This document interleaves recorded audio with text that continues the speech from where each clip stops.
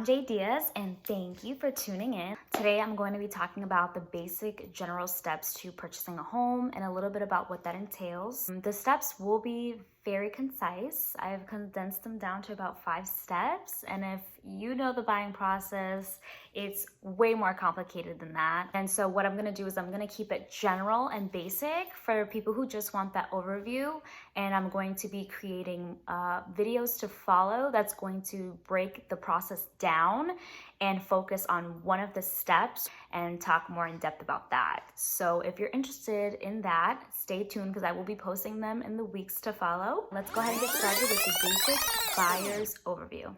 Alrighty, so the first step that I recommend someone take in the buying process is to find an agent that you would like to work with.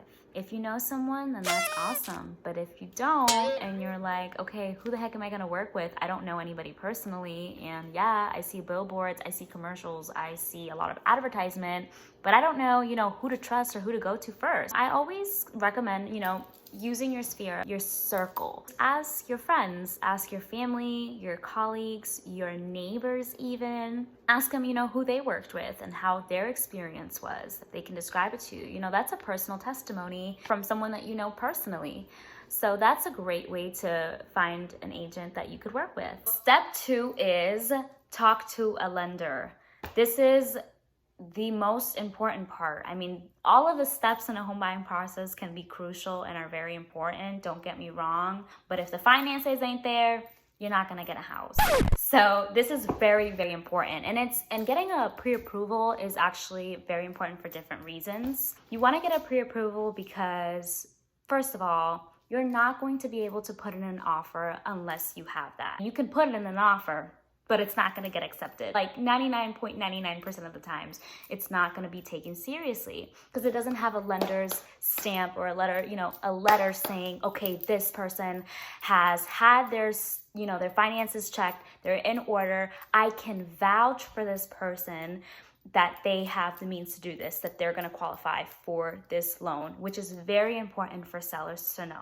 So you want to have a pre-approval because in order to put in an offer, you need that. You don't want to fall in love with the house and then try to get a pre-approval and one or two things happen. Either you don't qualify for this property or you qualify, but now there's a few things that you got to get. You got to get this document and you got to get that, and it's taking you a little longer because your employer's behind or whatever happens that delays that process.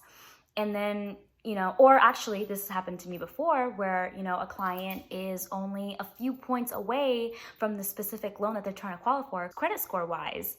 So now they're in this, credit repair stage, and it's going to take a few weeks. It's going to take a month or two, to get that credit score where it needs to be to qualify for this specific loan, which is going to delay the process. So another reason why that's so important is because many times when we're thinking of purchasing a home and we're thinking of making that move, we're on a timeline. A lot of times you're even moving out of state. You're moving out of town. Like, these are not things that you can just leave in the air. You're gonna need concrete dates and concrete times. You're gonna want that timeline to plan accordingly. If you go into it thinking, okay, I wanna be out by this end of the month and I wanna do this and I have all these things lined up and I've called the movers and I've done that and all these things that are going into play, and then you realize that you have to take care of some things before you can qualify for that loan, that's going to set everything else back. So it's very important to have that pre-approval letter to make sure that your timeline is in order. So step 3 is find the house for you. This is the house hunting journey. This is what a lot of us like to do.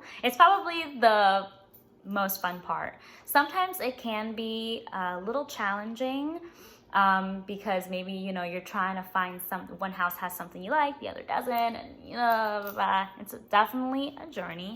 But it's definitely fun. You get to see what's out there. You get to see, what you like, what you love, what you don't care for, and kind of things like that.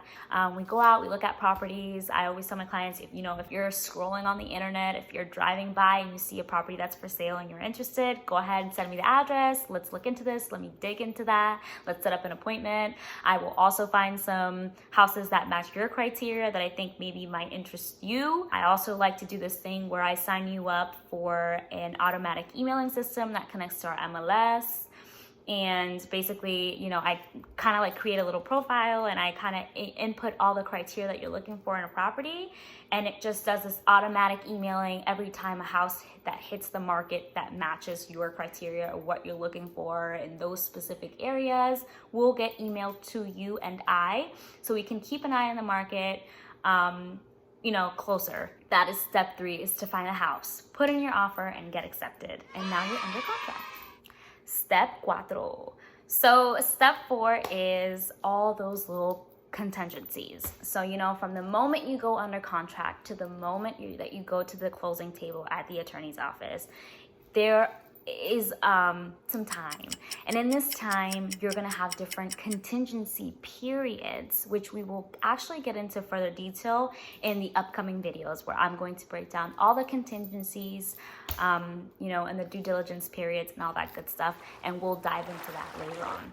So we have gotten to our favorite step, everybody's favorite step in the process, and that is step number 5, and it is to close. We've made it to the closing table. This is the moment that we've all been waiting for. This is everybody in the process's favorite step, and it's to get to that closing table. So that's it, guys. We've closed on the property, and here are your shiny keys to your new house. Congrats.